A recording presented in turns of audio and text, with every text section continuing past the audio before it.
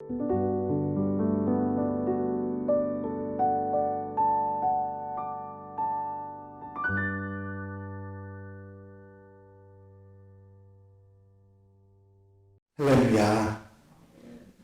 하나님의 은혜와 넉넉하신 사랑으로 오늘 하루 기쁘고 감사하게 사는 하루가 되시기를 바랍니다.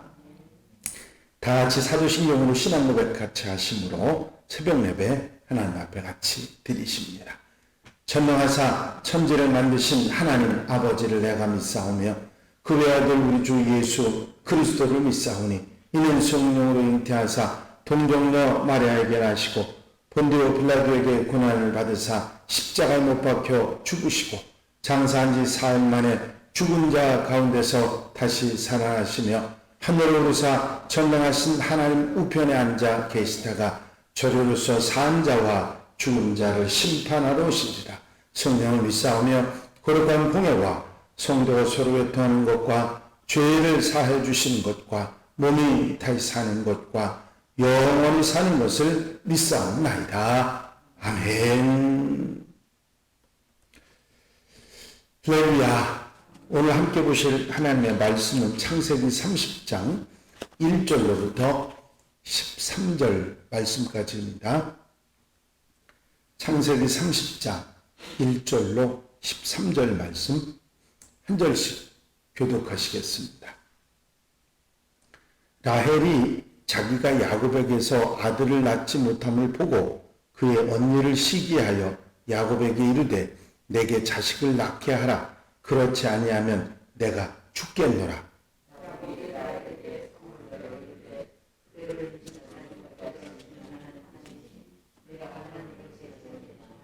라헬이 이르되 내 여종 빌하에게로 들어가라. 그가 아들을 낳아 내 무릎에 두리니 그러면 나도 그로 말미암아 자식을 얻겠노라 하고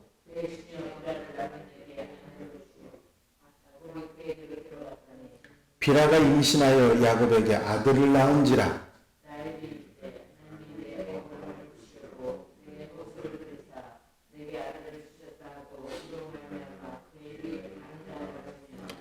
라헬의 시녀 빌하가 다시 임신하여 둘째 아들을 야곱에게 낳으매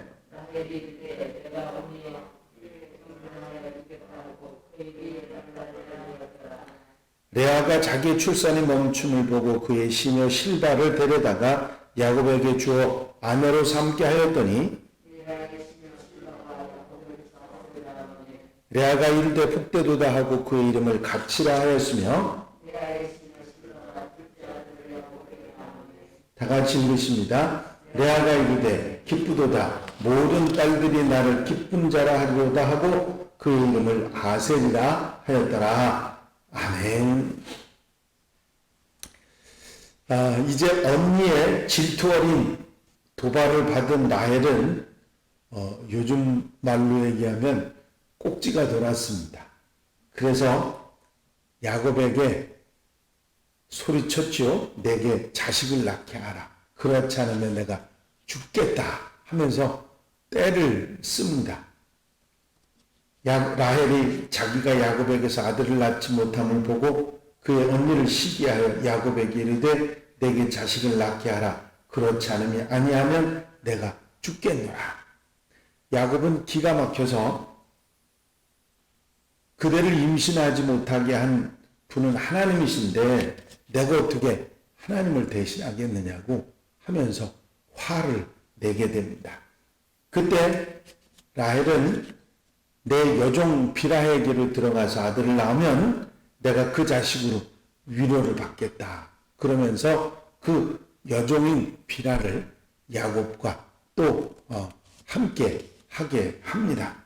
그래서 야곱은 그 라헬의 청을 받아들이게 되고 빌하로 인해서 아들을 낳게 됩니다. 빌하가 임신하여 야곱에게 아들을 낳은지라. 라헬이 이르되 하나님은 내 억울함을 푸시려고 내 호소를 들으사 내게 아들을 주셨다 하고 이로 말미암아 그의 이름을 단이라 하였으니 여종 빌하가 낳은 아들의 이름은 단이었는데 라헬이 내 억울함을 풀어주시려고 하나님께서 아들을 주셨다 해서 단이라는 이름을 줍니다. 그의 이름 뜻은 억울함을 풀다 그런 의미를 가지고 있습니다. 또 이어서 비라가 아들을 하나 더 낳는데 납달리입니다. 그 뜻은 경쟁함이고 라헬이 언니와 경쟁해서 이겼다고 하는 것을 의미하는 말이기도 합니다. 그런데 라헬이 이런 도발을 하니까 레아가 언니가 또 견디지를 못하고 자기 여종 실바를 야곱에게 들어가게 합니다. 레아가 자기의 출산이 멈춤을 보고 그의 시녀 실바를 데려다가 야곱에게 주어 아내로 삼게 하였더니 레아의 시녀 실바가 야곱에게서 아들을 낳으매. 그래서 레아는 그 실바에게서 두 아들을 얻게 됩니다. 갓과 아셀이죠. 갓은 복됨이라고 하는 뜻으로 레아가 내가 복을 받았다 하는 말을 한 것이고, 아셀은 기쁨이란 뜻으로 내가 이로 인해서 기쁨을 얻었다 그런 얘기가 됩니다. 레아가 이르되 복되도다 하고 그 이름을 갓이라 하였으며 레아의 시녀 실바가 둘째 아들을 야곱에게 낳으며 레아가 이르되 기쁘도다 모든 딸들이 나를 기쁜 자라 하리로다 하고 그 이름을 아셀이라 하였더라. 이렇게 언니 동생 사이에 레아와 라헬은 시기와 질투에 사로잡혀서 자기의 두 여종들까지 동원을 해서 자식 낳기에 경쟁을 벌이게 됩니다. 레아가 넷, 비라와 실바가 둘씩 넷, 8명의 아들들이 야곱에게 주어진 것이죠. 사실은 출발은 하나님께서 레아가 사랑받지 못함을 보시고 자녀를 주신 게 출발이었지만 그걸 가지고 또 자랑을 하고 그것을 시샘하고 시기하고 그런 일로 인해서 아내가 넷으로 늘어나면서 자식은 8로 늘어나는 그런 일이 있게 됩니다. 이제 나중에 라헬에게 하나님께서 태문을 열어서 그 요셉과 베냐민을 낳게 되고 그 다음에 레아가 또 아들 둘을 낳음으로 인해서 12이 됩니다. 그런데 이 모든 과정이 시기와 질투, 서로 경쟁으로 이런 일이 일어나게 됩니다. 이 이야기를 통해서 하나님께서 우리에게 말씀하시는 교훈이 있습니다. 그 중에 하나는 하나님은 공평하신 하나님이시라는 것이죠. 라헬은 사랑을 받았으나 자식이 없었고 사랑받지 못한 레아는 넷씩이나 아들을 두는 일이 일어납니다. 이후 둘을 더 낳아서 6명의 아들과 딸이 자녀로 주어지는데 이걸로 인해서 사랑받지 못한 레아에게는 자녀를 주셔서 또 자식이 없지만 사랑받게 하셔서 공평하게 하시는 부분, 그것을 우리가 알게 되는 것이죠. 부족함만 주시는 분이 아니라 다른 은혜로 그것을 보충할 수 있도록 하시는 하나님이시다. 우리가 때로는 불평할 때가 있습니다. 난 이런 게 좀 부족한데, 난 이런 게 없는데, 난 다 없는데 그렇게까지 얘기하는 사람들도 있죠. 그런데 가만히 생각해 보면 하나님이 또 다른 방법으로 채우시는 은혜가 있는 줄로 믿습니다. 공평하신 하나님이시라는 사실을 우리가 깨닫게 되는 일들이 참 많죠. 건강을 잃어버린 사람에게는 잃어버린 사람은 다른 게 있고 또 다른 것이 없는 사람은 건강을 주시고 하면서 이렇게 공평하신 하나님을 깨닫게 되는 경우들이 참 많습니다. 이 야곱의 이야기를 통해서 우리가 분명히 깨달을 수 있는 것은 하나님은 넉넉하게 주시기도 하지만 부족한 것도 주셔서 공평하게 하시는 하나님이시라 하는 것을 알게 됩니다. 가정의 분란을 일으키지 않기 위해서 야곱이 아내들의 말을 순적하게 따라가지만 결국은 그걸로 해결이 되지 않습니다. 사실 야곱이 이런 아내들의 시기와 질투에 동조하지 않고 거절할 수 있었지만 아내들이 하는 말을 야곱은 다 들어줍니다. 왜냐하면 더 이상 분란을 만들지 않고 그것을 좀 잠잠하게 하고 싶은 마음이 있었을 것입니다. 그러나 그런 인간적인 해결 방법은 문제를 해결하지 못했습니다. 더 문제만 낳고 복잡하게 만들었죠. 이렇게 낳은 아들들이 결국은 하나님의 섭리를 통해서 이스라엘 민족의 조상들이 되기는 했습니다마는 참 과정이 답답한 그런 일이 있었습니다. 잘못 시작하는 것은 끝까지 결국 잘못된 결과를 가져오게 된다. 심은 대로 거둔다고 하는 진리지요. 시기와 질투로 시작된 이들의 아들 경쟁은 나중에 요셉을 애굽으로 팔아버리는 어처구니 없는 일까지 동생을 죽이고 자식을 죽이게 된 그런 상황까지 이르게 되지요. 출발이 잘못되니까 마지막 결말까지도 좋지 않은 모습이 나타나는 것이죠. 항상 좋은 것으로 심어야 한다 하는 사실, 우리가 교훈을 얻게 됩니다. 이런 자녀들, 이 8자녀들 보셨습니다만 이런 자녀들의 탄생 8명의 아들이 있었음에도 불구하고 그 중에 언약의 후손은 나오지 않았습니다. 요셉이 후손이 되지 않았습니까? 그것은 뭐냐면 바로 이런 그 출발이 잘못된 것 때문에 결국은 그 아들들 가운데 유업을 이어받는 사람이 없고 나중에 라헬에게 주신 요셉에게 이어지는 것을 보게 됩니다.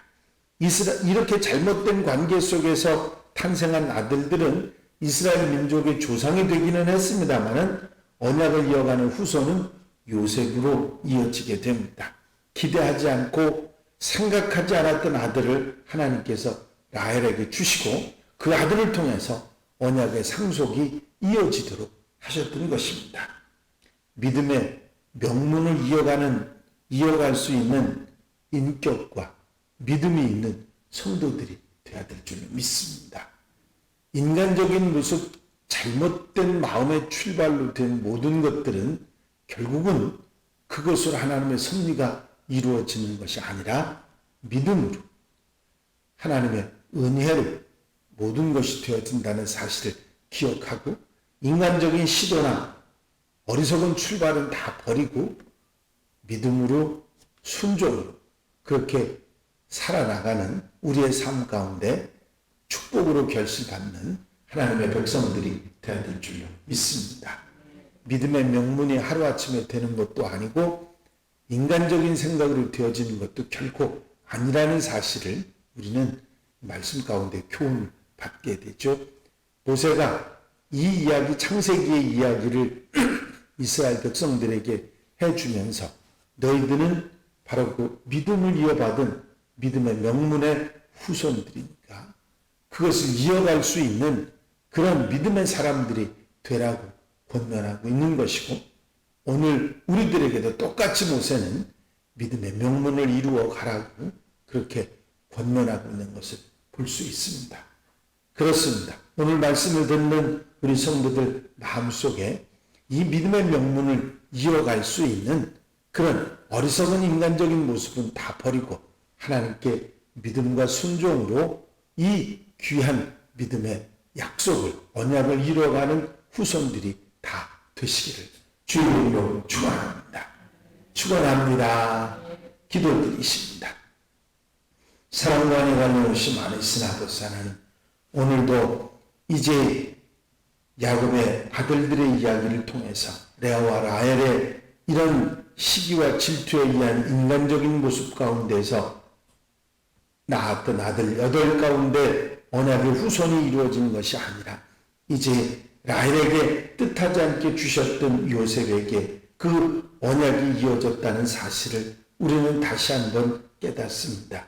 인간적인 모습, 시기와 질투로 시작된 일들이 결과도 그렇게 되었다는 사실을 분명히 기억하고 믿음으로 순종하고 하나님의 뜻으로 모든 것을 이어갈 수 있는 하나님의 백성들, 믿음의 명문을 이루는 하나님의 자녀들이 되게 하여 주시옵소서.